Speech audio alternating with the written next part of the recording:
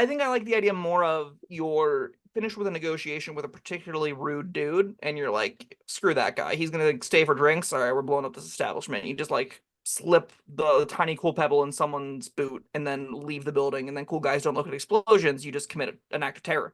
Go for it. Yeah, why not? Blow up everyone and all of their things just to send a Like message. the plot to kill Hitler.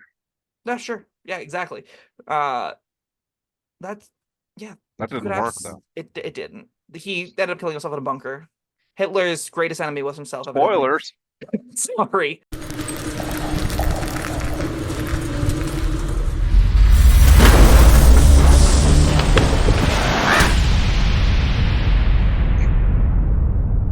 Hello, friends. Robert Bevan here, author of the Caverns Creatures series of comedy, fantasy novels, and short stories.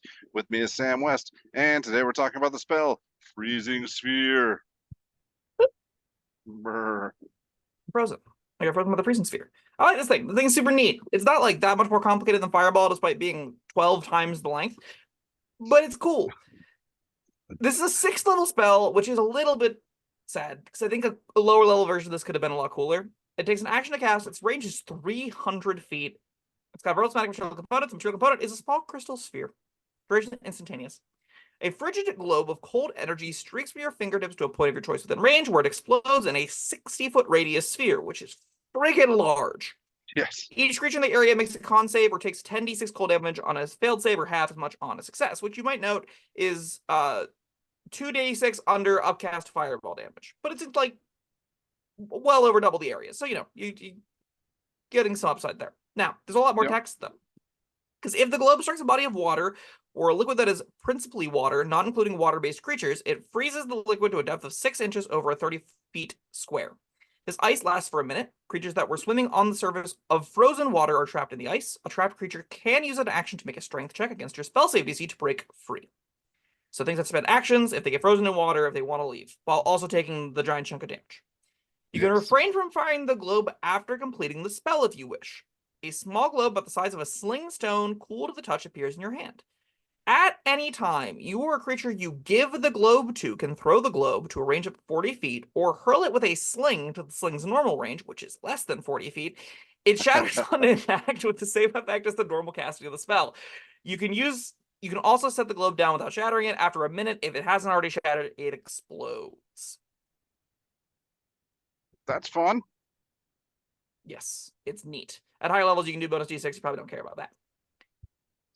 So, this is kind of ghoulish overkill. This is, the biggest area you never needed. It's just a huge 10d6 area of cold damage 95% of the time, I think. And that other 5% of the time is going to be maybe there's water and I can freeze people in it. And if that's the case, awesome. It's genuinely excellent, right? I think they should have given us water-based creatures. Yeah, I agree. Let us freeze water elementals. There's 2 of them in the game. Come on. Yeah. Otherwise, yeah, I like that it's got these other cool effects. You can freeze people in water. You can use it like a delayed blast kind of thing. There's fun to be had there. Oh, yeah. Absolutely. I definitely think that the delayed blast bit is largely fluff. There's some things you might consider if you have a particularly useless NPC or party member, or maybe you got a familiar you want to deliver it for you. You could cast as ahead of a combat if you know you're about to go into a combat. Because remember, no matter what, after a minute, that thing explodes. And if it's near you, it explodes on you. So you can cast it before a fight, give it to a familiar, be like, all right, you have 1 minute, line it up, buddy. And then you send them in, dive bomb it, and you can get a free extra action out of the freezing sphere by detonating it remotely. That's kind of cute, right? That's a possible real upside if you get the prep rounds. Or if, I don't know if this ever happens, but if you're retreating and your enemy is a minute behind you.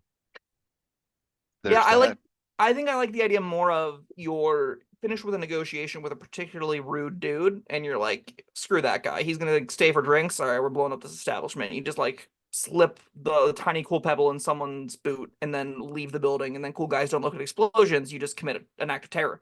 Go for it. Yeah, why not? Blow up everyone and all of their things just to send a message. The plot to kill Hitler. Yeah, sure. Yeah, exactly. That didn't work though. It didn't. He ended up killing himself in a bunker. Hitler's greatest enemy was himself. Spoilers. Sorry, I didn't know if you read that part yet. Um, but like there is a little bit of cool modality to that thing, and it's not.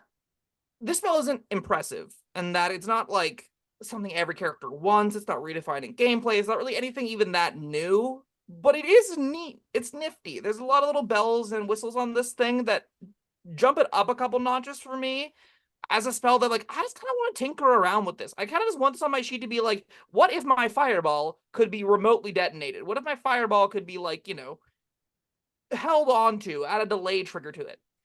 And then you remember Delayed Blast Fireball exists, and I do think this gets quite a bit worse knowing that Delayed Blast Fireball exists, but that's higher level, I think. Let me double check. Delayed Blast Fireball is a 7th level spell, and that does more damage in a little smaller area, granted, but, it can charge it up and do a lot more damage than this can. So, Trying to think of like, could this be fun at sea or something, or in a swimming pool where you, everybody's swimming around and you go underwater and cast this and nobody notices, and then it everyone just dies because they're all commoners at a local pool. all right, not a swimming pool. Okay. In the conventional sense, maybe The because ocean. I'm yeah, all right. I'm thinking this would float. Yeah, So all right, this freezes. So the exact text of this is I'm looking at the wrong spell. If the globe strikes a body of water or a liquid that is principally water, it freezes the liquid to a depth of 6 inches over an area 30 feet square. Yeah, that's the exact words that they used. So it goes 6 inches deep if it explodes above water.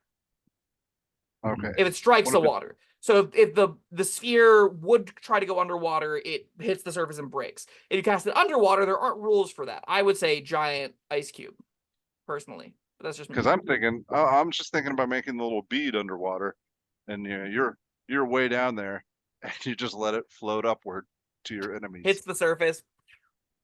Yeah, Yeah, that's cool. It locks a bunch of people in place. It's a ton of damage. That sounds really, really sweet. and then you're underwater, I guess, fire bolting them or something. I don't know. Very effective. Um, it's a cool spell. It's fun. I like it well enough. I think this is a solid 3 out of 5. It's a neat little 6th level effect that is just enough more interesting than just damage that I think you should consider it. The giant area shirt certainly helps, right? This is I want to kill everything in this space. This hits everything in the space. So you will get what you're asking for out of it. Might be too big. Maybe. I mean, it's pretty easy to just be like, all right, I throw it off that edge of the battle map and Yeah. it sculpts everything on the other half in, right? So you can still shape it in that fashion. You need to be able to see it, granted, but it's got a 300-foot cast range. You can put this wherever you want and hit a freaking huge sphere. So it's still not like, it's not something your demon's gonna have to think that much about. It's just kind of cool in water, has some neat applications with a sling, and then, it's otherwise just a fine floor of giant area effect damage. All right, wait a second. If you're using it to make the little bead, can the bead be at 300 feet? Or does that appear in your hand? You can frame find the globe after completing the spell, so it appears in your hand, where because you would otherwise fire a frigid gold orb from your fingertips. So it appears in your finger, and you like grab it. Is how I read that. Oh, all right. Well, I was thinking more like World War I, cast over in the other guy's trenches, and you can still do that. You can just blow it up. Yeah, I know. It's like just like a point and click grenade, as opposed to maybe they can throw it back. Right. I'd rather than just explode than having the ability to throw it back. If I'm going to be honest with you. Yeah, I was trying to think of sneaky things you could do with that. Like you start charging the trench, and they get cocky and start aiming their crossbows or whatever, and then they all explode. This really did have. This video has a very deep World War II like vibe. Well, to that it. was World War One. Yes, the trenches were okay. Great Wars. This is a Great Wars vibe to it for some reason. But here we are. Here we are. Sure, you're charging the trenches. They're throwing spear. gas at you. You freezing. Yeah. What's going on here? I don't know. All right. Well, that was three sounds good. Yes. Freezing sphere. It's does a lot of cool things, but it's kind of expensive. Yeah. So 3 sounds good. That was freezing sphere. Thank you, Sam. Thank you, everyone, for joining us. Let us know what you think down in the comments, like and subscribe, and we'll see you next time. Goodbye.